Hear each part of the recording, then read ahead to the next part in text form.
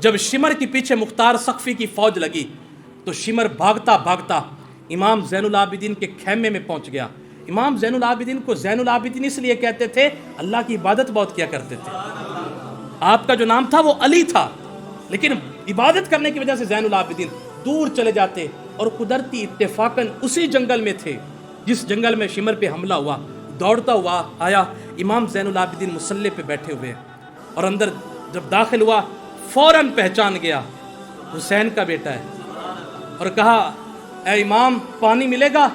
میرے امام زین العابدین قرآن کی تلاوت کر رہے تھے، قرآن کو لپیٹ دیا، اٹھے، مٹی کا ایک پیالہ اٹھایا، اس میں پانی بھرا، اس شمر کو پیش کیا جس شمر نے علی اصغر کے گلے پہ تیر چلایا، جس شمر نے علی اکبر کے لاشے پہ گھوڑے دوڑائے، جس شمر نے عباس کو پانی نہیں لینے دیا۔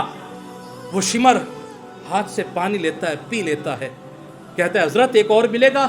امام زین العابدین دوسرا پیالہ بھی لے آئے، تیسرا پیالہ بھی لے آئے، اور جب پیچھے ہٹ کر جانے لگا دل میں خیال آیا، لگتا ہے مجھے امام زین العابدین نے پہچانا نہیں۔ آپ کی توجہ ہے؟ لگتا ہے امام زین العابدین نے پہچانا نہیں۔ پیچھے مڑا، کہا حضرت لگتا ہے آپ نے مجھے پہچانا نہیں۔ کہا تجھے بھول کیسے سکتا ہوں،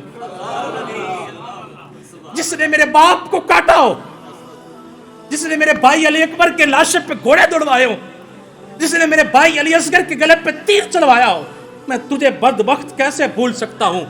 کہا حضور ہم نے پانی بند کیا، آپ نے 3 پیالے پیش کر دیے۔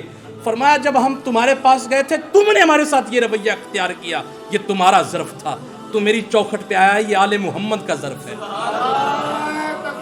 اللہ